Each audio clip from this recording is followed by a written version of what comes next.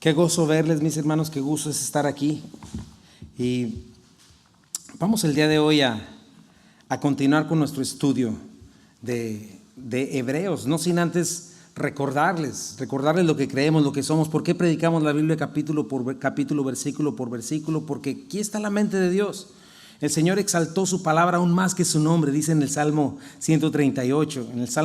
En 2 de Timoteo 3:16 dice que toda la escritura Dios la ha inspirado y es útil, es provechosa para corregirnos, instruirnos, redarguirnos, enseñarnos, llevarnos a la madurez. Y solo hay dos opciones, creemos: o es la palabra del hombre o es la palabra de Dios, incambiable. Y es la máxima autoridad en toda área de nuestras vidas. Eso es la palabra de Dios. Dios dijo: en el principio creó Dios los cielos y la tierra. Por lo tanto, Dios sabe y entiende quiénes somos, de dónde venimos, a dónde vamos. Creemos que este documento no es nada más una ayuda para el cristiano, no, es el documento, es la palabra de Dios indispensable para conocer a Dios. Sin ella no le podemos conocer. No solo eso, a través de ella es que podemos llegar al cumplimiento de lo que somos como iglesia. ¿Se acuerdan lo que somos como iglesia? Dice en la gran comisión que cuando Jesús, antes de ser ascendido, dice: toda potestad me es dada en los cielos y en la tierra, por tanto vayan y hagan discípulos a todas las naciones, enseñándoles todas las cosas que les he enseñado, bautizándolos en el nombre del Padre, del Hijo y del Espíritu Santo. Esa es la gran comisión de la iglesia, y la única manera de llevarla a cabo es bien fortalecidos, bien maduros, creciendo por la palabra de Dios. Efesios 4, 12 al 15 nos da también una cuestión más tan importante. Vamos por los no creyentes, se conviertan en creyentes, y entonces tenemos que ser capacitados. Por eso nos discipulamos. Dice Efesios 4, 12 al 15: a fin de capacitar al pueblo de Dios para la obra del servicio, para edificar el cuerpo de Cristo. De este modo todos llegaremos a la unidad de la fe y del conocimiento del Hijo de Dios, a una humanidad perfecta que se conforme a la plena estatura de Cristo. Y más abajo dice: al vivir la verdad con amor, creceremos hasta ser en todo como aquel que es la cabeza, es decir, Cristo. Eso es lo que hacemos. Por eso estamos en la palabra de Dios. Estamos llamados a conocer al Señor, a crecer a su imagen. Por eso abrimos la palabra de Dios. Por eso le estudiamos versículo por versículo, capítulo por capítulo, para que eficazmente llevemos a cabo el propósito de la iglesia, el propósito de la salvación, de la redención como iglesia. Y entonces estamos en esta preciosa palabra. Y hemos llegado hasta el libro de Hebreos, ¿verdad? Hasta el libro de Hebreos. Y hace 2 semanas que no estamos en Hebreos, casi 3. Entonces, por eso me gustaría mucho hacer una buena recapitulación, tomar un buen tiempo para recordar otra vez el carril donde vamos a caminar, y vamos a comenzar a ver un poco de la vida de Abraham. Pero recordar esta parte de Hebreos, que yo creo que es la más importante de toda la carta, porque es la conclusión, a donde está todos los ríos de enseñanza y cosas complicadas están fluyendo y están cayendo aquí en este capítulo, y después viene la conclusión. Pero es muy importante. Recordamos, fue escrita 65, 66 después de Cristo. Algún judío creyente en Cristo Jesús, a hebreos que estaban dudando si continuar con Cristo o regresarse a su antiguo modelo de religión.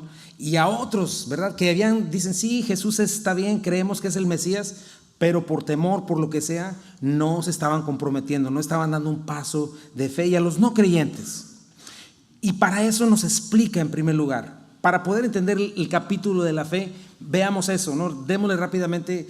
Hebreos, desde el capítulo 1 nos enseña eso, ¿no? Nos establece varias cosas. Lo primero que dice es: ¿por qué no regresar a este antiguo método de religión? Por quien es Cristo. En primer lugar, el capítulo 1 nos dice: Cristo es superior a cualquier maestro, gurú, sensei, lama, iniciado, sacerdote, profeta, filósofo. Es superior a quien sea, quien quieras mencionar. ¿Por qué? Por su identidad. Sencillamente, Cristo es Dios hecho carne, omnisciente, omnipotente, inmutable, preexistente, absoluto. Cristo es mejor. No hay nadie mejor que Él, porque Él tiene una mejor naturaleza. Todos los demás dirán cosas lindas, pero no dejan de ser seres humanos. Pero Cristo es Dios. El capítulo 2 nos dice que este Salvador nos conviene. ¿Por qué? Porque este Salvador no solamente es Dios, sino es Dios hecho hombre, para venir y vivir la vida que nosotros necesitábamos, vivir una vida perfecta, para ofrecer salvación por la humanidad como un ser humano. quien no vino a ser servido, sino a servir. Capítulos 3 y 4 nos explican que en Cristo tenemos una mejor esperanza que en cualquier religión, que cualquier filosofía, que cualquier cuestión religiosa, porque se sostiene en un Dios poderoso que no cambia, en quien tenemos una mejor promesa, ¿verdad? Porque se sostiene en este Dios precioso que no miente, que es fiel. Entonces dice, en Dios, solamente en Cristo puedes encontrar un verdadero reposo. Las demás religiones no te dan un verdadero reposo por 3 minutos cuando hiciste alguna obra o lo que sea, pero después fallas y otra vez. Pero no, en Cristo encuentras un verdadero reposo, descanso, un perdón real y definitivo que descansa en Él y no en ti. Capítulos 5 y 6 nos enseñan cómo en Cristo tenemos mejores sacrificios. En el antiguo pacto se ofrecían animalitos, pero en esta ocasión se está ofreciendo el cuerpo de Cristo, el Cordero de Dios que quita el pecado del mundo. En un mejor pacto. El antiguo pacto estaba basado en que yo me portara bien, en que yo cumpliera, en que yo hiciera. Entre Dios y yo había un trato. En este nuevo pacto no es un pacto unilateral, donde Dios mismo se compromete, donde descansa en Él. Ya no depende de mí, sino depende de Él, de lo que Él ha hecho. Entonces estoy seguro en este pacto. Capítulos 7 y 8 nos explican que en Cristo tenemos un mejor sacerdocio. Necesitamos un mediador entre Dios y nosotros. Y este sacerdote es un sacerdote perfecto porque es Dios. No muere, es eterno. Y aparte está llevando un sacrificio perfecto, ya no un animalito. Cristo se está ofreciendo a sí mismo como mi sustituto perfecto y poderoso, capaz de cargar los pecados tuyos y míos y de toda la humanidad. Quien nos introduce al lugar santísimo donde está Dios. Y ahí intercede por nosotros. Y ahí nos abre espacio para quedarnos junto a Él en su trono. Increíble. Capítulos 9 y 10 detallan este mejor y único sacrificio. Cómo nos dice, ¿sabes qué? Vengan. No hay nada que les detenga. Vengan sin temor. Vengan con plena confianza a través del camino nuevo y vivo. Ya está abierto el lugar, ya está abierto el camino al lugar santísimo. Vengan al trono de la gracia para hallar gracia y misericordia para el oportuno socorro. Entren a la habitación de Dios. Todas estas cosas, resumiendo, es lo que nos dice Hebreos del capítulo 1 al 10. Entonces concluye diciéndonos esto, y es algo importante para todos nosotros. Es inútil, es imprudente que nos quedemos en cosas inferiores, como estos judíos querían quedarse en el antiguo pacto, en cosas terrenales, en cosas externas, leyes, ordenanzas, sacrificios. Les dice, todo eso tenía un propósito, pero ya cumplieron su propósito. Esos eran símbolos que indicaban un lugar, eran un camino que llevaba a una realidad definitiva. ¿Te acuerdas que vimos eso? Cuando tú vas por un camino, por más bonito que sea, si te vas a Destin, por más bonito que esté, no te quieres quedar en el camino, quieres llegar a tu destino. Quieres llegar allá, quieres disfrutar. Si vas con tu familia, por más bonito que esté el paisaje, quieres llegar a casa. Entonces es lo que nos dice. Todo aquello eran sacrificios, ordenanzas, vestimentas, dietas, fiestas religiosas. Era un camino que nos conducía a Cristo, la culminación de todo. ¿Verdad? Pero en Cristo ahora ya tenemos todo perfecto. Él es la realidad. ¿Te acuerdas? Lo vimos en el capítulo 10. Limpió nuestras conciencias de obras muertas. Quitó el pecado del mundo de una vez y para siempre. Nos apartó para Dios. Ya hay acceso. No solo eso, ¿te acuerdas? Cosas maravillosas como que tenemos ahora la ley escrita en nuestras mentes y en nuestros corazones. El antiguo pacto era un látigo, la ley era un látigo. Órale, pórtese bien, haga lo correcto. Y nadie se portaba bien y nadie hacía lo correcto. Pero hoy en Cristo tenemos una nueva naturaleza, el Espíritu Santo escribiendo en nosotros las leyes del Señor y nos va transformando paulatinamente en la imagen de Cristo. Y ahora no solamente obedecemos, sino deseamos obedecer, disfrutamos las cosas buenas, disfrutamos la justicia. Antes disfrutábamos nuestro pecado, pero hoy lo aborrecemos, hoy amamos la justicia. Entonces es lo que nos dice. Nos dice, Cristo completó de tal manera nuestra salvación, nuestra redención. ¿Te acuerdas que está sentado a la derecha del Padre, esperando a que sus enemigos sean puestos por debajo de sus pies? Eso es lo único que está esperando el Señor. Venir, juzgar esta tierra, juzgar el gobierno de esta tierra, establecer su reino físicamente en este mundo, luego deshacerlo y crear nuevos cielos y tierra nueva donde la justicia reine. Y ese es el punto de esta carta, mis hermanos. Si pasamos por esta carta y no entendemos esto, pasamos de noche. El punto de esta carta es que ya no hay más que hacer. Ya no hay más que hacer ni que agregar para ganar nuestra salvación. No tienes nada más por hacer tú para tener acceso a Dios o reconciliación, porque Cristo ya pagó la deuda. Cristo ya nos reconcilió. La deuda de nuestras maldades ya fue pagada. La ley que nos era contraria, Cristo la cumplió. Entonces, otra vez, ese es el énfasis que estoy haciendo hoy. Ya no es necesario sacrificios cada domingo, ni sacrificar a Cristo cada domingo. No se necesitan ritos, obras de justicia, religión. Necesitamos abandonar cualquier forma de estas cosas. Eso es lo que nos dice Hebreos. Ahora, nos quedamos ahí, ¿no? Y se queda, ¿cuál es la pregunta? Si Dios ya no está esperando que yo haga buenas obras, sacrificios, ritos para salvarme, para bendecirme, ¿qué me queda hacer? Entonces, ¿qué me estás diciendo, Chu? ¿Cómo puedo honrar a Dios? ¿Cómo puedo agradarlo sin religión? ¿Cómo puedo agradarlo si me estás diciendo que no es necesario que use un velo, o que me ponga corbata, o que no coma ciertas cosas, o que haga ciertos ritos y que me agache y movimientos, etcétera? ¿Cómo puedo agradar a Dios sin fiestas religiosas? Nos dice con toda claridad, lo que necesitas es vivir por fe y por fe solamente. Entonces, que concluimos en Hebreos que la fe para nosotros los cristianos es algo crucial. Y por eso se dedica todos estos capítulos para enseñarnos lo que es la fe, en qué consiste la fe. Este capítulo es tan importante, mis hermanos, porque nos ilustra lo que consiste la fe bíblica, la fe salvadora. Lo que realmente agrada a Dios, la única manera de agradar a Dios es a través de la fe. Entonces, ¿será importante entender nuestra fe? ¿Será importante entender cómo vivir en fe? ¿Qué piensan? Sí, ¿no? Y entonces por eso lo hace repasando la vida de hombres y mujeres claves del Antiguo Testamento que fueron justificados, salvados y bendecidos, no por su religiosidad, no por su capacidad, sino por su fe, por cómo creyeron en Dios. Nos está mostrando personas de carne y hueso como tú y yo, testigos nuestros que están aquí en la Biblia escritos, que movieron su vida, fueron movidos por esa confianza. Y esa fe los llevó a obedecer, ¿verdad? Fe, luego obediencia, luego obras. Agradaron a Dios, no por su perfección o religiosidad, no porque eran superhombres o supermujeres, no, eran imperfectos. Fueron justificados por Dios. Justificados es perdonados por Dios por su fe.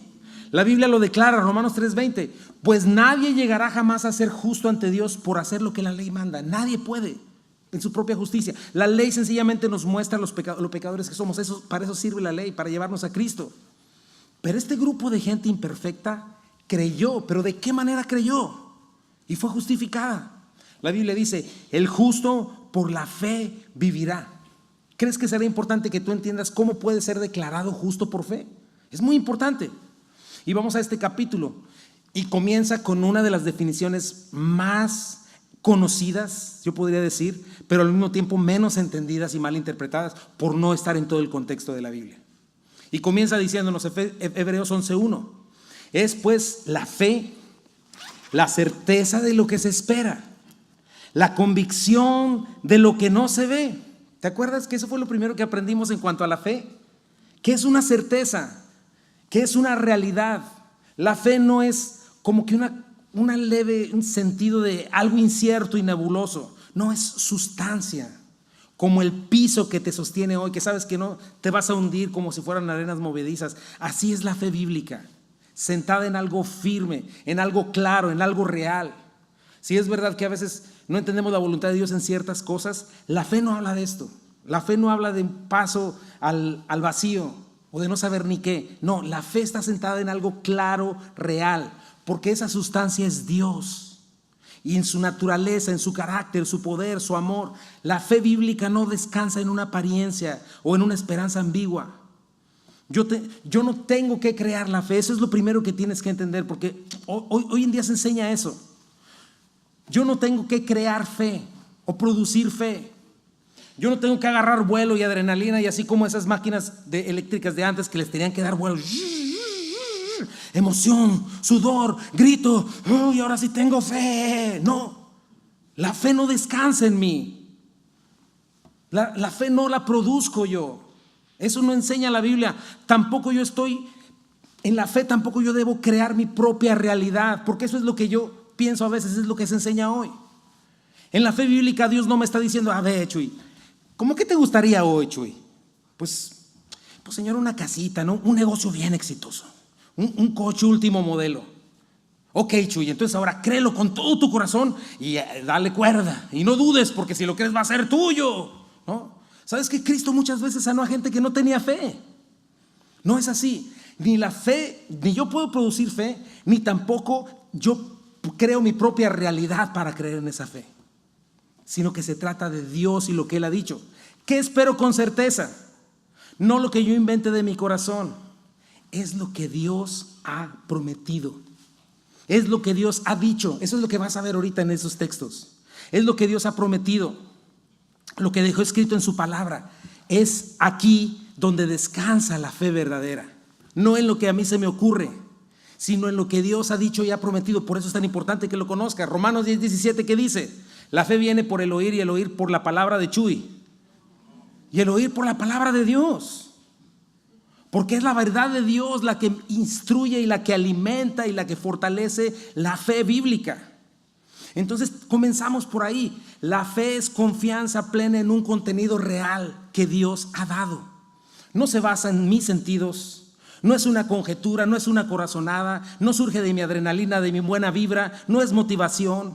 En otras palabras, otra vez, la fe no surge, no se sostiene en mí, sino en Dios. Cuando me da ojos para verle, oídos para escucharle. Y entonces yo tome la decisión de rendirme a su verdad y confiar en ella. Eso es la fe. ¿Sabes que ese fue el problema de la caída del hombre en Edén? Ese fue el problema. Ya lo hemos dicho muchas veces, teniendo evidencia suficiente de parte de Dios, su amor, sus intenciones, su generosidad. Y lo más importante, tenía la palabra de Dios. Adán y Eva decidieron no creer a Dios y confiar en mentira, confiar en sí mismos. Igual nosotros, esa es la fe. ¿Cuál es la fe bíblica? Yo soy expuesto al evangelio de Cristo, vamos a hablar de eso en un ratito. Dios me está mostrando la verdad, me está alumbrando, me está dando ojos para ver, oídos para escuchar, y me da la oportunidad de creer y de confiar en lo que Él me está diciendo y de ya no confiar en mí mismo, ¿verdad? Y entonces dirás, bueno, las obras vienen después. ¿Por qué? Porque ya lo vimos. Las obras hablan de mis convicciones. Siempre estamos ejerciendo algún tipo de fe. De hecho, lo que conforma tu estilo de vida está conformado por las convicciones que hay en tu mente y en tu corazón, porque es lo que realmente crees, ¿verdad? Si tú crees que la nieve de vainilla es mejor, siempre vas a comer nieve de vainilla. ¿Por qué? Porque a ti te gusta, porque sí lo crees, ¿verdad? La fe bíblica es así. Dios me alumbra con su verdad y yo confío en ella. Por eso es que la fe bíblica conlleva también confesión y arrepentimiento, ¿verdad? Porque entonces así puede afectar mi voluntad y en última instancia va a afectar mi estilo de vida. ¿Te acuerdas? Confesión, otra vez, son como los básicos, ¿no? Fe conlleva confesión, exhomologeo, ¿verdad? Hablar una misma cosa con Dios, ponerme de acuerdo con Dios. Soy expuesto a la verdad, a la firmeza de la palabra de Dios, a lo que me enseña. Me dice, no eres bueno, Chuy, no eres Dios, no eres dueño de tu vida, eres malo. Si mereces algo, mereces la muerte, mereces el juicio de Dios. Si Dios te mandara al infierno por tus maldades, sería justo si te condena y sería muy injusto si te dejara ir. Y el evangelio me sigue diciendo, pero Dios sí es bueno, Dios es justo, Dios es santo, Dios merece toda la honra, la obediencia y la adoración. Él es el dueño de todo lo que existe y respira. Él tiene todo el derecho legal, incluyendo sobre ti. Y yo digo, ¿es cierto? Comienzo a llamar blanco lo que Dios llama blanco, lo negro lo que Dios llama negro. Estoy ejerciendo fe. Al hacer esto, ¿qué está sucediendo? Estoy creyendo. Estoy confiando en lo que Dios está diciendo. Y estoy creyendo que lo que yo creía era mentira. Dejo de justificarme a mí mismo, comienzo a justificar a Dios y entonces estoy confesando, ¿verdad? Me estoy arrepintiendo también, metanoia. Un cambio de disposición mental, ese es el arrepentimiento. Una reforma de convicciones, una conversión, un cambio de pensamiento. Está ocurriendo en mi vida porque estoy ejerciendo esta confianza en Dios. De sentirme yo el dueño y señor de mi vida, mi propio Dios. Ahora estoy creyendo y confiando en que el evangelio me está diciendo la verdad. Y estoy confiando en que Él es Dios y no yo, que Él es mi dueño y señor y no yo, y que Él puede disponer de mí, que Cristo me salvó, etc. Y este cambio de pensamiento genera un cambio de actitud, un cambio de conducta. Y este cambio de conducta hace evidente si mi fe es verdadera o no lo es. ¿Te fijas? Por eso la fe genuina, la fe bíblica, demanda este paso de obediencia confiada. Cuando yo me he rendido por completo a la verdad de Dios, ahí es donde estoy ejerciendo mi fe, poniendo mis ojos en Él, no en mí, en su verdad, no en la mía, no generando yo mi propia realidad, sino confiando en la realidad de Dios, esperando a que Él abra mis ojos y Él me dé la fe. Dice Efesios capítulo 2 que la fe es un don de Dios. Es por eso que la fe implica caminar sobre ese terreno firme, que no nos movemos a pesar de cualquier circunstancia. Es esta certeza que se convierte en una convicción que le da forma a mi estilo de vida. Chuy, ¿por qué ya no tomas? Chuy, ¿por qué ya no haces esto? Ya no haces otras cosas. Porque hay otras convicciones en mi mente y en mi corazón que Dios ha puesto, que estoy viviendo de acuerdo a la fe. Y este tipo de fe es la que ejerció esta lista de personas las cuales estamos viendo. Y nos dice el segundo versículo que estas personas, el tercer versículo, alcanzaron un buen testimonio. ¿Qué significa eso?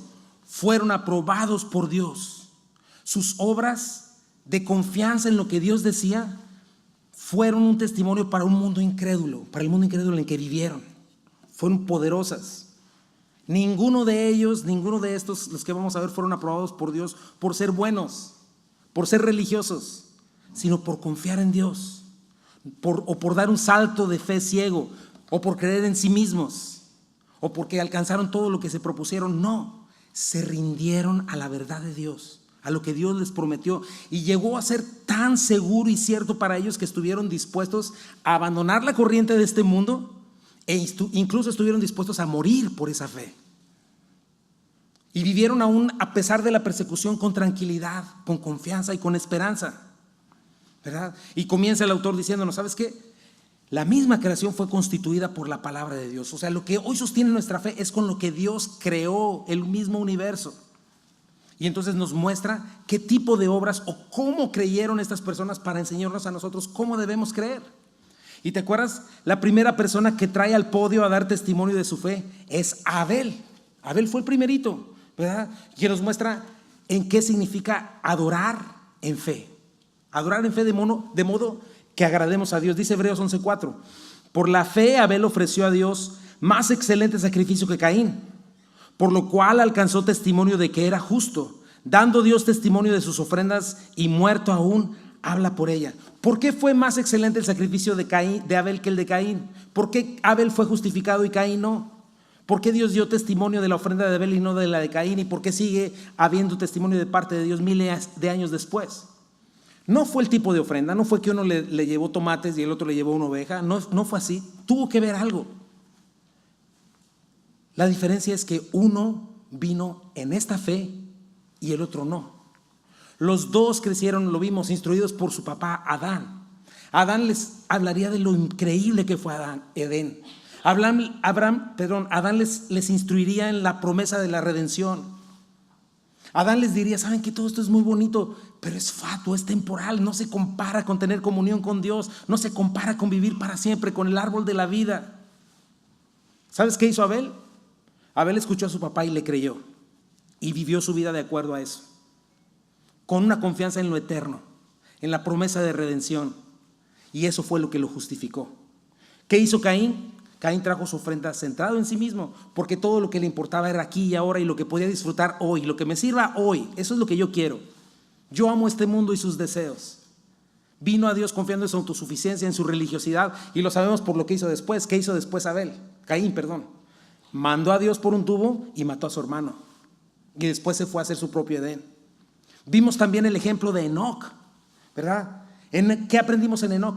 ¿Cómo se camina con Dios? ¿Cómo puedes caminar con Dios en fe y agradar a Dios? Al punto de que Enoc exentó todas las materias. Dios lo traspuso al cielo sin ver muerte. Dijo, ¿sabes qué? Bien, Enoc, vámonos. Terminaste todo lo que tenías que terminar aquí. Por 300 años, Enoc caminó en medio de una generación maligna y perversa que terminó siendo juzgada por el diluvio. Piensa cuánto le pudo haber costado a Enoc. Dificultad, dolor, persecución, humillación, burla, vergüenza. Pero Enoc se rehusó a andar en el camino de Caín. Todos andaban en el camino de Caín. El humanismo, yo soy Dios, la filosofía, sé feliz, tú dale, si te sirve, si te importa, si no te gusta, hazlo a un lado, busca el mejor postor, trabaja, camina en lo que a ti te guste, porque todo se trata de ti. Pero Enoc no hizo eso. Enoc se mantuvo firme, haciendo presión, levantando la antorcha de la verdad, pregonero de justicia. Creyó y vivió por lo que escuchó de boca de su padre Adán y de sus antepasados. Conocía a Dios también, confiaba en sus promesas, anhelaba el Edén.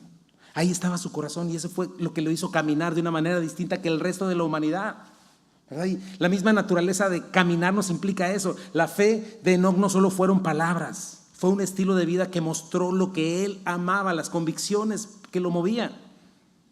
Luego llama al podio a Noé, ¿verdad?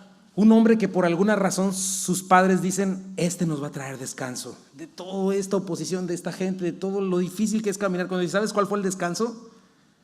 El diluvio. Toda oposición fue borrada de la tierra.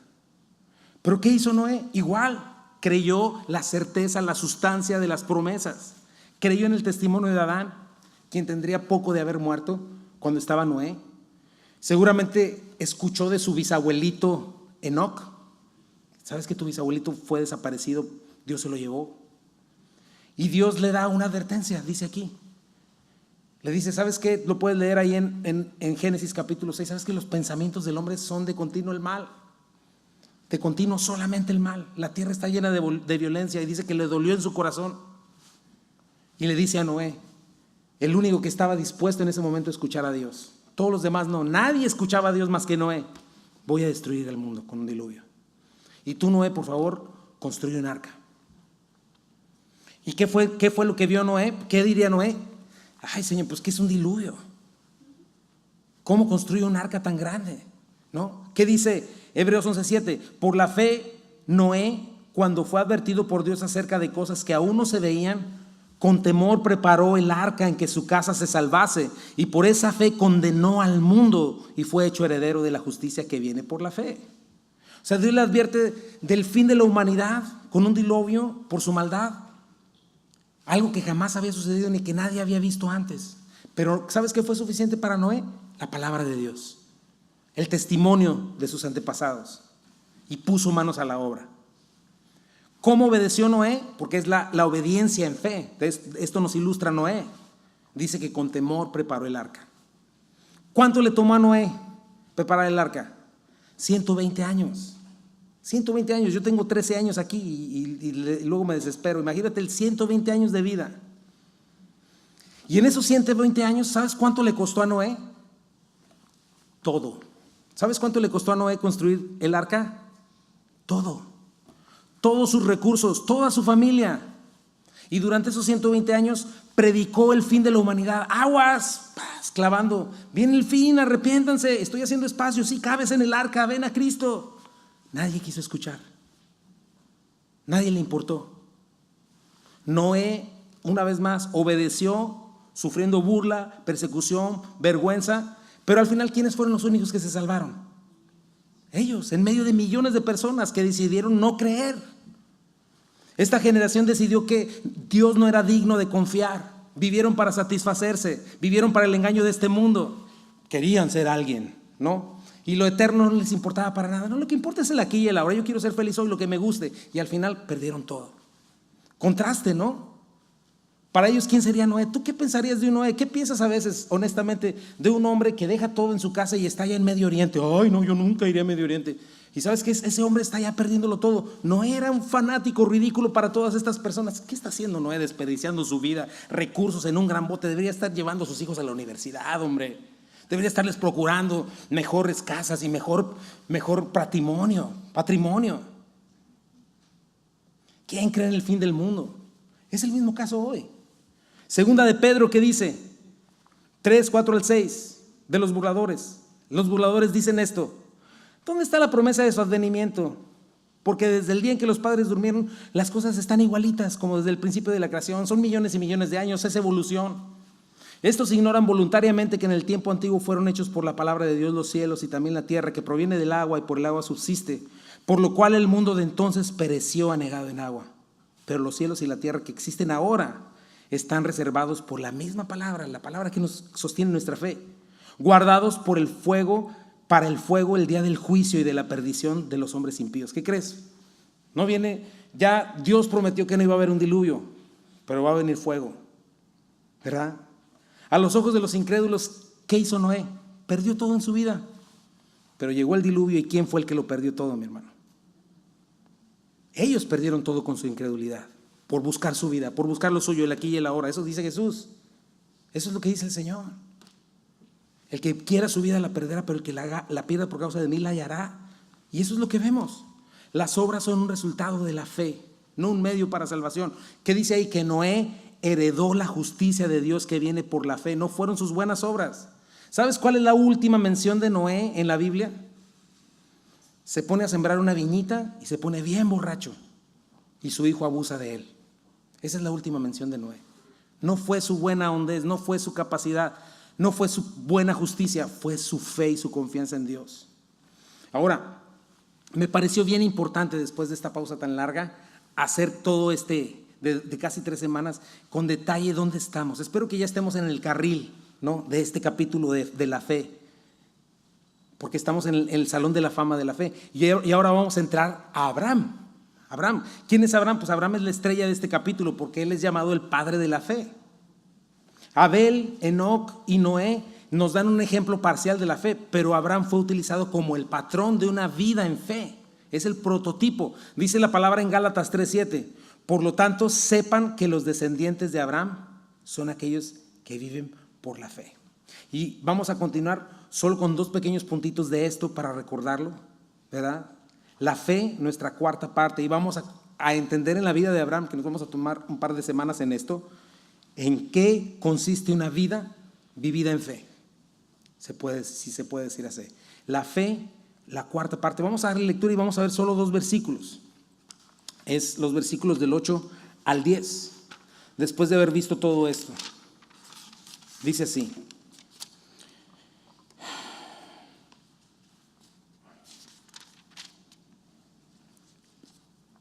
por la fe Abraham, siendo llamado, obedeció para salir al lugar que había de recibir como herencia, y salió sin saber a dónde iba. Por la fe habitó como extranjero en la tierra prometida, como en tierra ajena, morando en tiendas con Isaac y Jacob, coherederos de la misma promesa, porque esperaba la ciudad que tiene fundamentos, cuyo arquitecto y constructor es Dios. Hoy vamos a estudiar hasta ahí. Pero una vez más, ¿te acuerdas de todo lo que ya recapitulé? Así se vive la fe. Y mi primer punto es ese: por la fe Abraham obedeció al llamado de Dios, dejando atrás su vida. Versículo 8 dice: por la fe Abraham, siendo llamado, obedeció para salir al lugar que había de recibir como herencia, y salió sin saber a dónde iba. Bueno, ¿quién fue Abraham? Abraham fue hijo de Taré, de la descendencia de Sem, de uno de los 3 hijos de Noé, ¿verdad? Cuando Abraham fue llamado por Dios, Noé tendría como unos 100 años de haber muerto, pero Sem todavía estaba vivo. O sea que mucha gente piensa que esto fue, no, ahí estaba la información. Y toda esta generación tendrían muy fresco el testimonio del diluvio y de lo que sucedió en ese momento. Y habían pasado alrededor de 300 años ya del diluvio. Entonces estaba vivo este testimonio. Y seguramente estaba en los oídos de todas las personas, incluyendo a Abraham. Aunque por la naturaleza pecaminosa humana, que siempre tiende a alejarse de Dios, la gente ya estaba en el paganismo, ¿no? Ya había ocurrido la Torre de Babel, ya se habían separado todas las naciones porque Dios había confundido las lenguas, y Abraham estaba viviendo por allá por Mesopotamia, ¿verdad? En Ur de los Caldeos, que era en medio de una sociedad incrédula, una sociedad pagana e idólatra. Y esto es muy importante, porque para esos judíos a los que les está hablando Hebreos, se les había enseñado por los rabinos que Dios finalmente había hallado en Abraham a alguien bueno, alguien capaz, alguien sobresaliente. Pero no es así. Abraham es como todos los demás. Si tú lees la vida de Abraham, hizo cosas bien vergonzosas y cuestionables, ¿no? Vende a su esposa, hace cosas que nada que ver. No fue la bondad de Abraham, fue su fe. Y este hombre, Dios es llamado por Dios, es interesante, cuando era un pagano pecador, que estaba en medio de una generación incrédula e idólatra, en un hogar pagano. No solo eso, Abraham estaba viviendo en una ciudad compleja. Culturalmente era avanzado Mesopotamia. Abraham, nos muestra la Biblia que Abraham era un muchacho acomodado. No tendría pobreza, no tendría ninguna razón para irse de su casa. Vivía bien. No decía, no, es que tengo que emigrar porque aquí las cosas están difíciles. No. Sin embargo, ¿sabes qué? Algo estaba en el corazón de Abraham. Y a los 70 años de edad, yo no tengo todavía 70 años, finalmente Dios le llama y deja a Harán y la casa de su padre a los 75 años. Pero eso es lo interesante. ¿Qué mueve a Abraham a dejar todo atrás? Porque Dios lo llama, porque Dios le hace una promesa. Todo eso lo puedes leer a partir de Génesis 12. Pero volvemos al mismo punto. Fe es la esperanza de lo que se ve, la certeza de lo que se espera, la convicción de lo que no se ve, perdón. Pero para Abraham fue suficiente la palabra de Dios. La cree, confía en ella. ¿Y sabes qué hace? Deja atrás su vida anterior. Y esa es una buena enseñanza para nosotros, porque ese es el primer paso de todo creyente. Si tú has escuchado la voz de Dios, Dios te llama a dejar atrás tu Ur de los Caldeos, por fe. Tu estilo de vida pecaminoso, tu estilo de vida pagano e incrédulo, para comenzar a ir rumbo a una tierra y una vida nueva. La promesa de una tierra nueva. Eso es lo que sucede, eso es lo que sucedió en nosotros y es lo que sucedió en Abraham. Ese es el primer paso de una vida en fe. Primera de Pedro 2:9 dice: somos linaje escogido, real sacerdocio, nación santa, pueblo adquirido por Dios, para que anunciéis las virtudes de aquel que los llamó. ¿Qué dice ahí? Para aquel que los llamó de las tinieblas a su luz admirable. Y esa cuestión no es una cuestión nada más ambigua o una frase extraña. No, estábamos en tinieblas y Dios nos llamó a la luz. Imagínate cuántas cosas tuvo que dejar atrás Abraham al dejar a su papá y a su parentela. Piénsalo. ¿Cuántas cosas tuviste que dejar tú en México? Si es que lo hubo, ¿verdad? Pero en mi caso, ¿verdad? Educación, patrimonio. A lo mejor algunos no tuvimos la oportunidad, pero educación, patrimonio. Abraham tuvo que dejar la herencia de su padre, su estilo de vida. No nada más dejó todo eso. Abraham dejó atrás familia, religión, porque estaba avanzando en una dirección contraria por el llamado de Dios. Y nosotros es lo primero que tenemos que haber identificado al haber creído en Cristo. Un antes y un después de Cristo. Mi vida antes de Cristo, Chuy, iba en una dirección totalmente opuesta a la que tomó el día que Cristo me llamó de las tinieblas y me rescató. Y yo también tuve que hacer decisiones, tuve que abandonar hábitos, tuve que abandonar amigos, sueños, incluso familia, carrera. ¿Por qué? Porque fui alumbrado con la luz del Evangelio. Claro, Dios me llamó a eso a mí, no a todos nos llama a esas cosas específicamente, pero hay carrera, refiriéndome específicamente a todo lo demás, sí, muchas veces. Y me mostró, Dios cuando vino el Evangelio me mostró que mi camino se veía bonito, pero era un camino de muerte. Me mostró cómo mi estilo de vida estaba destruyendo mi vida y la de mi familia. Me mostró el Evangelio que yo estaba yendo tras un espejismo, tras una ilusión. Las promesas de felicidad de un mundo que siempre, como dice Jaime Foot, te da un puño de cenizas envuelto en telarañas. Honestamente, mi hermano, el mundo jamás le ha cumplido ni le cumplirá a nadie. Y eso es lo que haces cuando vienes a Cristo. Darle la espalda a esas cosas y comenzar a tomar una dirección distinta en tu mente y en tu corazón. Y como Abraham, salimos sin saber a dónde vamos. Así salió Abraham, sin saber a dónde iba. Lo único que tenía era una promesa, y nosotros también comenzamos un camino de 180 grados y comenzamos a caminar por la promesa de un Salvador que no hemos visto. Y de pronto viene una promesa maravillosa en nuestro presente inmediato que rebasa este futuro, este presente hacia un futuro, una eternidad. Yo no sé si te pasó a ti, pero de pronto, o te pasa, de pronto hay una nostalgia en nosotros de un cielo que nunca hemos visto. Una esperanza que no se mueve a pesar de cualquier situación. De pronto vemos cómo Dios de verdad nos libró de la carrera absurda del mundo incrédulo, que sacrifica todo y lo deja arrastrado y embarrado en el piso por ídolos inútiles de materialismo y de placer y de vanagloria. Y comienza un proceso. Vamos dejando atrás nuestra vida, nuestra vieja vida. Fue el primer obstáculo para venir a Cristo y luego muchas veces sigue siendo un obstáculo para ser fiel a Cristo, nuestra vieja vida. Pero algo sí pasa. Antes nos parecía aburrido, imposible de cumplir las cosas, andar en buena onda, en buen camino. pero nacemos de nuevo, recibimos nuevos valores, nuevos intereses, deseo por las cosas eternas. Deseamos deshacernos de lo que llamamos la mundanalidad. ¿Qué es la mundanalidad? Precisamente esto. Cuando te digan el mundo, mundanalidad es esto. Ese deseo por aferrarnos a nuestra vieja vida. Ese deseo. La mundanalidad no es más que una acción, es una actitud. Amar y desear mi vieja vida como de lugar. Las cosas de este mundo. De hecho, hay una mundanalidad que es la peor de todas. ¿Sabes cuál es? La religiosidad. Tener apariencia de piedad. Aferrarme a normas externas y tradiciones con una motivación mundana y egoísta. ¿Sabes cómo le llama eso la Biblia? Hipocresía. ¿Qué es eso? Cuando yo no cometo ciertos pecados, pero nomás por temor a las consecuencias. ¿A qué dirán los demás? Cuando yo me porto bien, pero para sentirme mejor, para sentirme más moral y espiritual que los demás, pero por dentro sigue ese poderoso deseo por cometer esos pecados. Esa es una mundanalidad horrible. ¿Qué vimos? Primera de Juan 2:15 al 16. No ames al mundo ni las cosas que están en el mundo.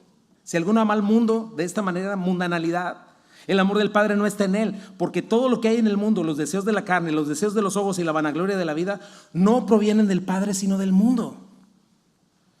Pero si hemos respondido a ese llamado, como respondió Abraham, con esta fe genuina, lo primero que notamos es este cambio de deseos.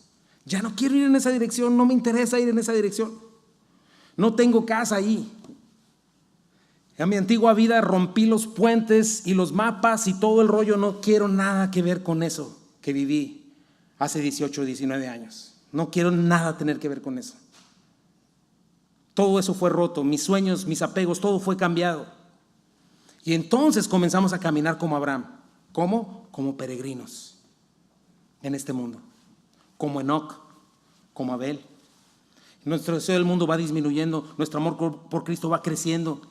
De pronto buscamos las cosas de arriba y no las de la tierra. Valoramos nuestra comunión con Dios, con la iglesia. Deseamos agradarlo. Y lo que antes amábamos tanto queda atrás. Cuando llegamos a caer por nuestra debilidad, es algo que nos duele demasiado. Buscamos confesión, arrepentimiento lo más pronto posible. Porque anhelamos conocer y amar más a nuestro Salvador. Tenemos hambre y sed de su palabra. Servirlo es un privilegio, no una carga. Así sea lavar baños o lo que sea. Porque realmente las tinieblas nos han alumbrado y nos van llevando a la luz. E inevitablemente, si has escuchado el llamado de Cristo, te llama a separarte del mundo y de la mundanalidad. Vivir en fe nos debe llevar a dejar atrás nuestro de los caldeos, nuestra incredulidad, nuestro paganismo, el sistema de valores que antes regía en nuestra cabeza y convicciones. Como decíamos, ¿no? Antes hasta preparabas tu pecado todo un año completo. Ya viene el año nuevo y vamos a hacerle así y así. Y terminaba la fiesta y todavía ya estabas por marzo y te acuerdas del año nuevo. Pero ahora ya no es así, porque fuimos llamados. Siendo llamados, ¿sabes qué implica? Es un participio presente, que implica que cuando Abraham escuchó el llamado de Dios, desde ese momento comenzó a prepararse. O sea, instantáneamente comenzó a obedecer.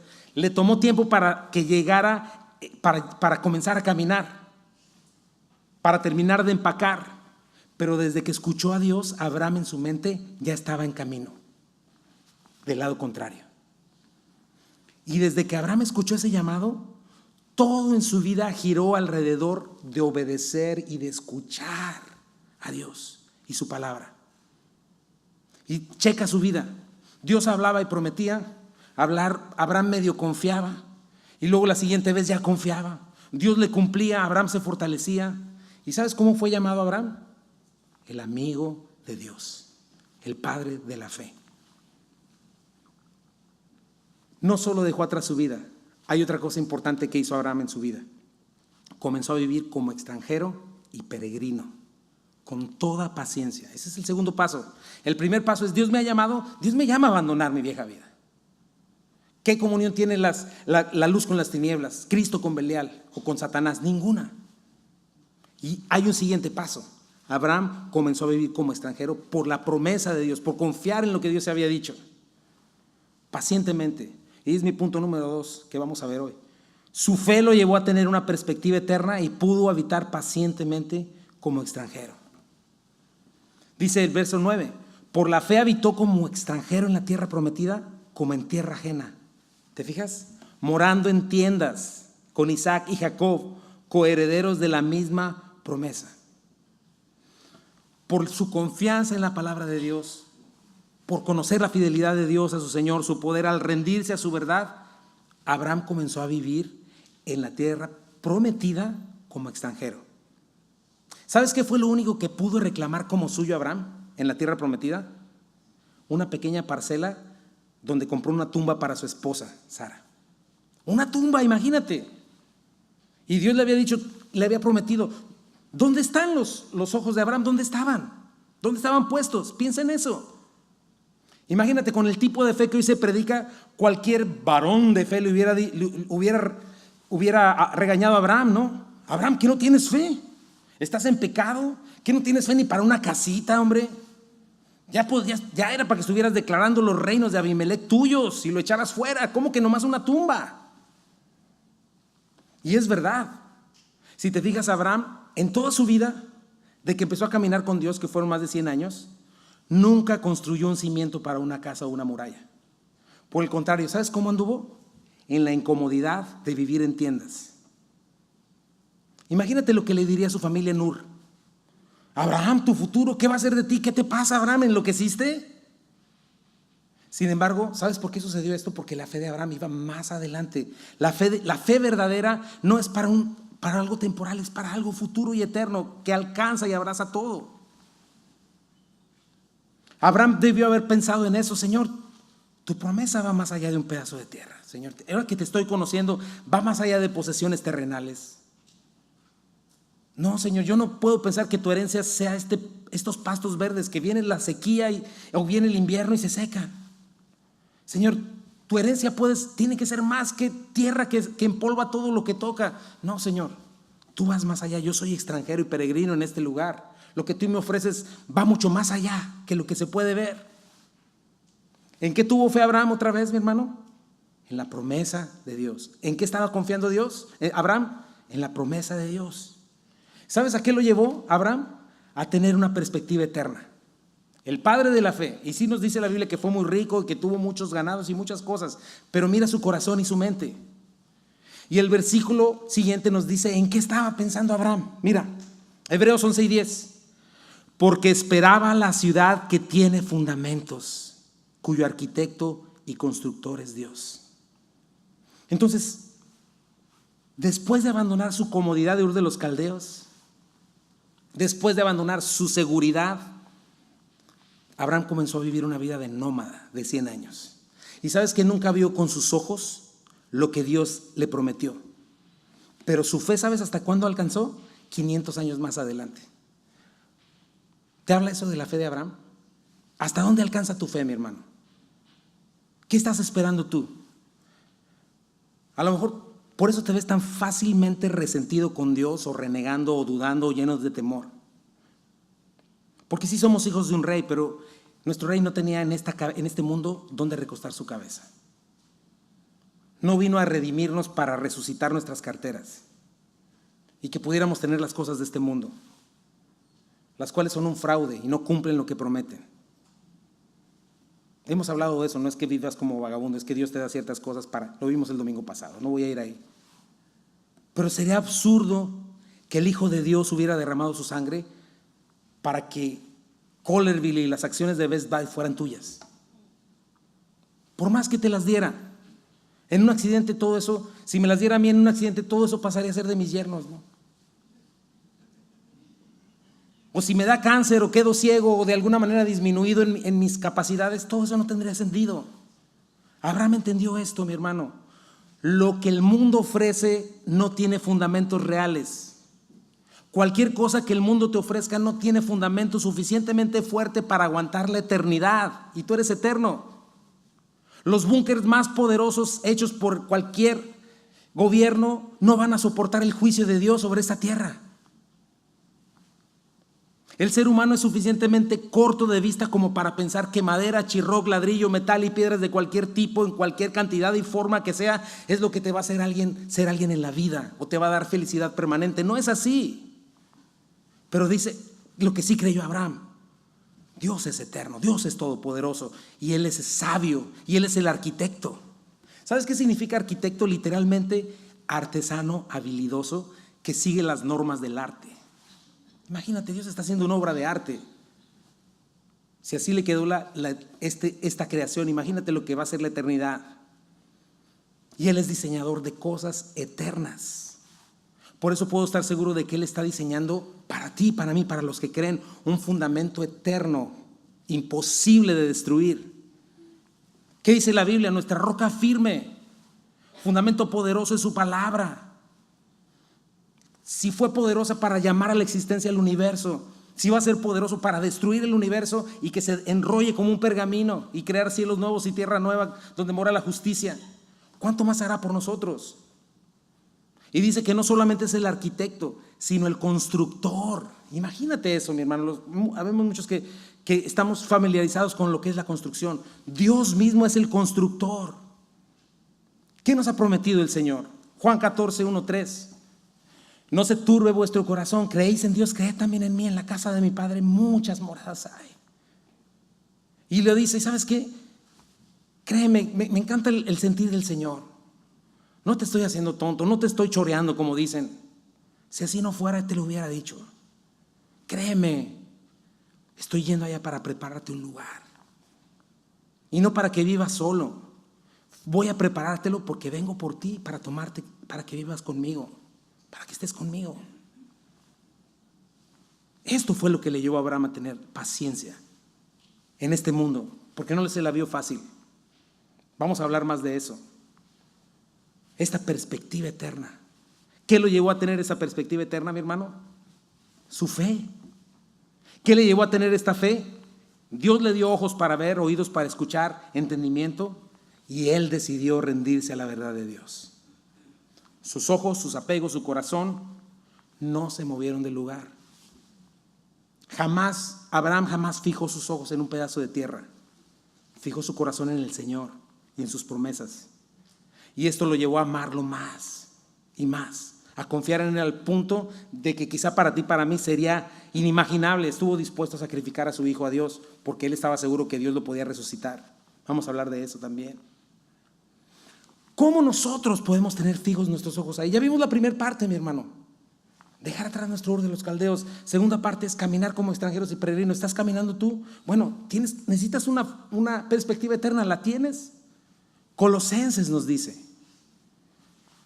Pablo les habla a estos hombres y mujeres que estaban poniendo sus ojos en ritos, en obras, en religión, en un supuesto conocimiento oculto. ¿Y sabes qué les dice? Léelo conmigo. Ya que han resucitado con Cristo, creyentes, llamados de su Ur de los Caldeos, busquen las cosas de arriba, donde está Cristo sentado a la derecha de Dios. Concentren su atención en las cosas de arriba. Esa es la clave, mi hermano. Tienes tu mente demasiado tiempo en las cosas de este mundo y por eso siempre es arrastrado por las circunstancias. Concentra tu atención en las cosas de arriba, no en las de la tierra, porque hay una realidad. Si tienes un antes y un después de Cristo, has muerto y tu vida está escondida con Cristo en Dios. Y cuando Cristo, que es la vida de ustedes, se manifieste, entonces también ustedes serán manifestados con Él en gloria. ¿Y sabes cuál va a ser el resultado? ¿En qué consiste poner los ojos en las cosas de arriba? Precisamente en un estilo de vida. Abraham así es como se quita los ojos de las cosas de esta tierra y se pone en las cosas de arriba. ¿Cuántos Abrahames hay acá? Colosenses 3, 5 al 9. Por tanto, así se ponen la mira en las cosas de arriba. Hagan morir todo lo que es propio de la naturaleza terrenal: inmoralidad sexual, impureza, bajas pasiones, malos deseos de avaricia, la cual es idolatría. Porque por estas cosas viene el castigo de Dios. No lo dudes. Ustedes las practicaron en otro tiempo cuando vivían en ellas, pero ahora abandonen también todo esto: enojo, ira, malicia, calumnia, lenguaje obsceno. Dejen de mentirse unos a otros, ahora que se han quitado el ropaje de la vieja naturaleza con sus vicios. Y dice después: vístanse de una nueva naturaleza. Y se van a empezar a renovar de dentro hacia afuera. Van a conocer más y más a Cristo mientras caminan con Él y van a ser transformados a su imagen. Colosenses 3, 12 al 13 dice: por lo tanto, como escogidos de Dios, santos y amados, revístanse de afecto entrañable y de bondad, humildad, amabilidad y paciencia. de modo que se toleren unos a otros y se perdonen. Si alguno tiene queja contra otro, así como el Señor los perdonó, perdonen también ustedes. Y nos empieza a hablar de la evidencia máxima de la salvación, de la presencia y del poder del Espíritu Santo, que no son las lenguas, es el amor. Dice Colosenses 3:14, por encima de todo, vístanse de amor, que es el vínculo perfecto, que gobierne en sus corazones la paz de Cristo, a la cual fueron llamados a un solo cuerpo, y sean agradecidos, que habiten ustedes la palabra de Cristo con toda su riqueza. Instrúyense, aconséjense unos a otros con toda sabiduría, canten salmos, himnos y canciones espirituales a Dios con gratitud de corazón. ¿Qué es poner los ojos en las cosas de arriba, mi hermano? Sigue adelante diciendo: todo lo que hagas de palabra y obra, hazlo en el nombre del Señor Jesús, da gracias. Y después dices: ay, qué padre. Bueno, no termina ahí. Poner los ojos en las cosas de arriba también afecta tu vida familiar. Colosenses 3:18, esposas, sométanse a sus esposos como que viene el Señor. Esposos, amen a sus esposas y no sean duros con ellas. Hijos, obedezcan a sus padres en todo, porque esto agrada al Señor. Padres, no exasperen a sus hijos, no sea que se desanimen. Luego viene el área laboral y todo en la vida. Esclavos o trabajadores, obedezcan en todo a sus amos o a sus jefes terrenales. No solo cuando ellos los estén mirando como si ustedes quisieran ganarse el favor humano, sino con integridad de corazón y por respeto al Señor. Hagan lo que hagan, trabajen de buena gana como para el Señor y no como para nadie en este mundo, conscientes de que el Señor los recompensará con la herencia. Ustedes sirven a Cristo el Señor. El que hace el mal pagará por su propia maldad, y en esto no hay favoritismos. Esto es poner las cosas de arriba, en los ojos de arriba, mi hermano. Pero checa esto, mi hermano. ¿De qué se trata todo esto? ¿De qué está hablando todo esto en Colosenses? Me encanta, es de mis versos favoritos. ¿Sabes de qué se trata? De una vida transformada. Sencillamente, ¿sabes de qué se trata? De un Abraham que fue llamado y dejó atrás Ur de los Caldeos. Quizá todavía sigues en Ur de los Caldeos. No lo has querido abandonar. Quizá ya estás caminando, pero no estás viviendo como un extranjero y peregrino. Todavía quieres tu vida y tu mejor vida ahora. Y te voy a decir algo, esto que acabamos de leer, para los que están en Cristo y para los que han sido salvados y los que han nacido de nuevo, es la única manera de vivir gozosamente a pesar de cualquier circunstancia. Es un estilo de vida. Como Abraham, que tenía la mirada puesta en el galardón, una esperanza eterna, que pudo vivir pacientemente como extranjero, sabiendo que nada en este mundo se va a llevar. Dime una cosa, ¿qué no es lo que más anhelamos? Paz, seguridad. ¿Qué es lo que más anhelamos? ¿Sí o no eso? Paz, seguridad, gozo, deleite. ¿Cuántos no desean eso? ¿Sí o no? Te voy a decir cuál es el problema. El problema es que luego andamos como incrédulos, buscando estas 4 cosas en el lugar equivocado, sin Dios. Buscamos paz, seguridad, gozo y deleite, creyendo que el pecado, que el egoísmo, que el orgullo, que la jactancia, que la autosuficiencia, que la mentira son las que me van a llevar para allá, cuando precisamente eso es lo que me pierde y lo que me lo arrebata de las manos. Fe es la certeza de lo que se espera y la convicción de lo que no se ve, mis hermanos. Solo hay 2 maneras de vivir, la que la mayoría escoge: vivir por vista, basar tu vida exclusivamente en lo que puedes ver y medio disfrutar. O la otra, vivir por fe, basando en lo que no se ve. Pero te voy a decir algo, si tú realmente te consideras cristiano, enfatizo, si tú te consideras un seguidor de Cristo, la única manera de vivir es vivir por fe y solo por fe. Porque por gracia somos salvos por medio de la fe, es un don de Dios. Es imposible agradar a Dios sin fe. Creer que Él existe. Es cierto lo que escuchamos a veces en las canciones, ¿no? Aunque no vemos, sabemos que Dios está obrando. Pero te voy a decir algo, mucha de nuestra incertidumbre, temor y falta de paz es porque no conocemos al Señor y sus promesas. Porque no estamos teniendo tiempo en su palabra, en la oración, en la comunión en la iglesia. Porque nuestra fe está instruida por los estándares temporales de este mundo.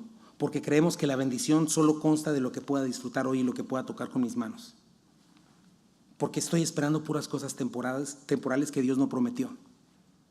Y entonces lo que llamamos fe realmente es incredulidad. Porque desconfiamos de Dios. Porque el Señor nos dice, no se turbe vuestro corazón. Pablo nos recuerda, por nada estén afanosos. Sean conocidas sus peticiones delante de Dios. El mandamiento más repetido en toda la Biblia es no temas. Pero entonces, ¿por qué no hemos visto y podemos estar confiando que Dios está obrando? Te voy a decir qué cosas son las que no vemos. Se supone, ¿cuántos cristianos hay acá? ¿Puedes levantar tu mano? Te voy a decir cuáles son las cosas que nunca hemos visto y por las que caminamos.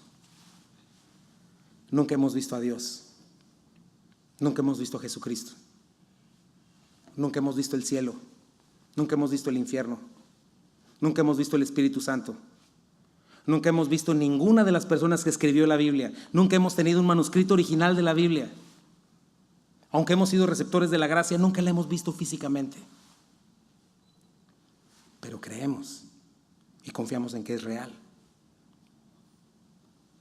Y si nuestra fe está instruida, alimentada y cimentada en estas verdades bíblicas, entonces vamos a tener una convicción que nos lleve a vivir como Abraham. Tenemos que reaprender, mis hermanos. Tenemos que dejar que la Escritura nos enseñe para poder vivir con una fe que rebase sueños egoístas, que rebase cosas temporales, problemas, circunstancias que en todo caso no van a durar más de 100 años, porque no hay ni quien los aguante. Nuestra vida en la tierra y nuestro destino eterno descansa en estas maravillas, mi hermano, que nunca hemos visto, pero que sabemos que son ciertas. Así es como vive un cristiano, un creyente en Cristo Jesús. Terminando, ¿eres uno de nosotros? ¿Qué dice tu fe? ¿Qué dice tu conducta? ¿Qué dicen tus sueños, tus apegos? ¿Qué esperas de Dios en este mundo? ¿Eres verdaderamente salvo? ¿Tienes una esperanza eterna? ¿Ya dejaste tu Ur de los Caldeos? Si no, te invito a que hoy sea ese día. Reconoce tu maldad. Reconoce que has pecado contra Dios. Arrepiéntete de tus pecados. Reconoce que Cristo murió por ti, que resucitó al tercer día, que está sentado a la derecha del Padre, que vivió una vida perfecta y que te la ofrece para que cuando creas Él te vista de Jesucristo y seas acepto delante de Dios. La salvación no es automática. Está abierto el perdón, está abierta la reconciliación, pero necesitas tomar un paso de fe, confesar tus pecados, arrepentirte, justificar a Dios. ¿Qué dices? ¿Quién está dispuesto a rendirse a la verdad? Vamos a pedirle al Señor que nos recuerde estas cosas con la cena del Señor para ir terminando. Si quieren repartir los elementos de la cena del Señor y vamos a darle gracias. La fe, mis hermanos, es el único camino para agradar a Dios. Acuérdate del principio bíblico. La fe genuina no lo es hasta que se transforma de suspiros en un estudio bíblico de domingo a acciones que cambien tu vida. El camino no es la religiosidad. ¿Qué estamos haciendo con el jugo de uva y el pedacito de pan? No estamos teniendo un rito religioso para ganarnos algo. Estamos recordando lo que Dios tuvo que hacer. Cómo Cristo hizo posible que hoy tengamos disponible esta fe. ¿Entiendes lo importante que es la fe, mi hermano? ¿Puedes ver lo importante que es la fe? ¿Hacia dónde debe llevarte la fe? Asegúrate que en verdad has entregado tu vida a Cristo. Si tu vida no ha cambiado en ninguna manera, cuestiónate. Y comienza a caminar. Si amas demasiado tu Ur de los Caldeos, pregúntate. Recuerda que el venir a la iglesia o cualquier iglesia no es lo que te hace salvo. Ni siquiera el meterte en el agua del bautismo. Lo que te hace salvo es esta fe. Y todo lo demás lo haces en respuesta a estas cosas. Te animo, haz una decisión por Cristo hoy. ¿Cómo quieres vivir? El día de hoy hablamos de Abraham, hablamos de Enoc, de Noé, de Abel. Y dice la Biblia que nuestros nombres están escritos en el libro de la vida. ¿Hasta dónde llega tu fe? ¿No será que por falta de fe, por eso estás en la situación en la que estás? Por la falta de esta fe. Vamos a orar y vamos a pedirle al Señor que nos ayude.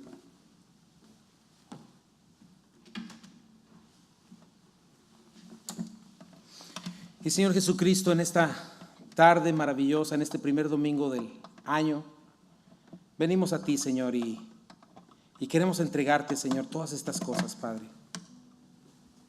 Señor, necesitamos, nos surge una perspectiva eterna. Nos surge creer, Señor, tu testimonio, Padre. Y tú has hablado ya, Señor, has hablado en tu palabra. Has prometido ya, Señor.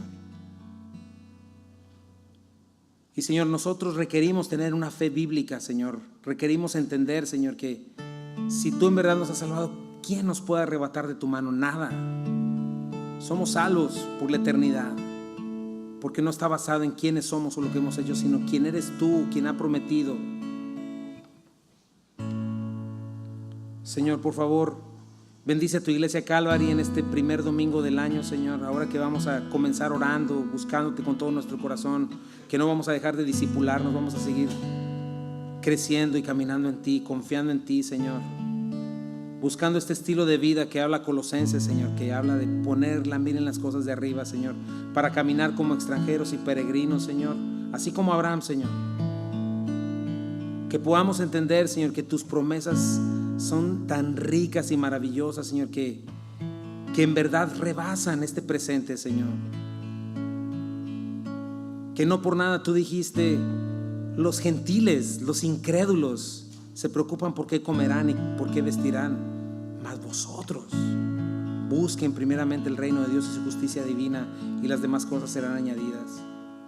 Señor, ayúdanos a ser fieles con las añadiduras, Padre, pero una añadidura no tiene sentido, Señor, si no tiene el propósito correcto.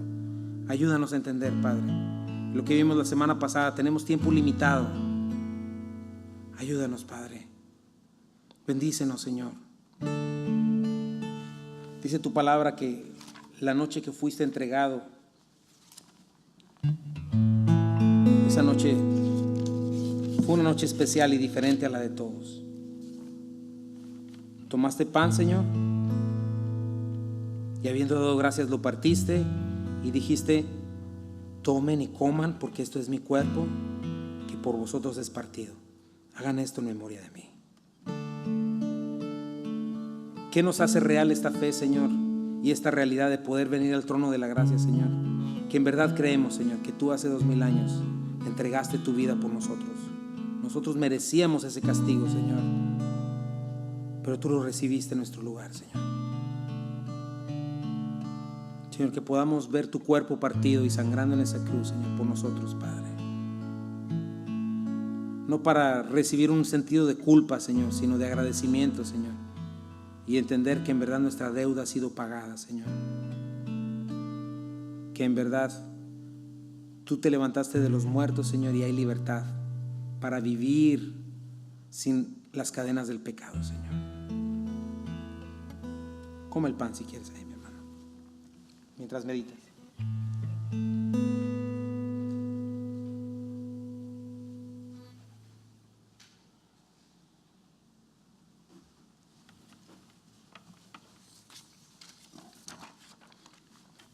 Asimismo, esa noche especial, esa Pascua diferente, tomó la copa, la quinta copa, y dijo, esta copa es el nuevo pacto en mi sangre. Hagan esto todas las veces que la vivieran en memoria de mí. Señor, y tu preciosa sangre derramada, Señor, fue el pago perfecto, Señor, para que podamos vivir ya no para las cosas de este mundo, Señor, inseguras, irreales, temporales, que nunca nos han cumplido, Señor, sino vivir como Abraham, Señor, para las cosas eternas, Señor. Tú prometiste, Señor, y sellaste tu promesa con sangre, Señor.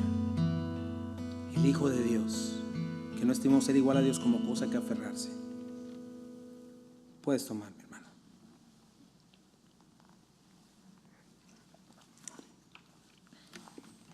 Así pues, todas las veces que comas este pan y bebas esta copa, la muerte del Señor anuncias hasta que Él venga. Y Señor, es hasta que tú vengas, porque resucitaste, como ya lo dije a Dios. Ayúdanos a ejercer este tipo de fe, Señor. Líbranos de nuestra incredulidad, Señor, porque tú en verdad, Señor, moriste y resucitaste y pagaste el precio, Señor, de nuestra libertad, Padre, de nuestro perdón. Bendito seas. Vamos a decirle: tu sangre habla mejor que todo el clamor que en esta tierra hay de justicia para mí, defensa a mi favor. Jesús, tu sangre es defensa perfecta. Tu sangre habla mejor que todo el clamor que en esta tierra hay de justicia para mí, defensa a mi favor. Jesús, tu sangre que nos puede perdonar, dile, y que nos puede perdonar, que nos puede transformar. Solo de Jesús, la sangre, y que nos lava de maldad y con Dios nos da amistad. Solo de Jesús, la sangre. Gracias por la cruz, dile. Y gracias por la cruz. Gracias por la cruz.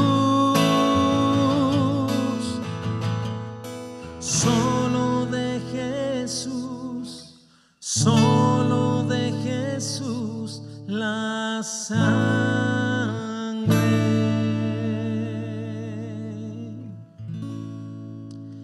Y gracias te damos, Señor, por este precioso domingo, Señor, primer domingo del año, Padre. Que andemos en fe, que caminemos en fe, Señor. Bendice a cada una de estas familias, Señor, sus vidas, Padre. Que tu palabra penetre, Señor, no como una reflexión, Señor, sino como la palabra viva y poderosa, Señor. Bendícenos, Señor, bendice esta iglesia, bendice nuestras vidas. Y en el nombre precioso de Jesús oramos. Y todo el pueblo de Dios, como decimos, amén. Dios te bendiga, mi hermano.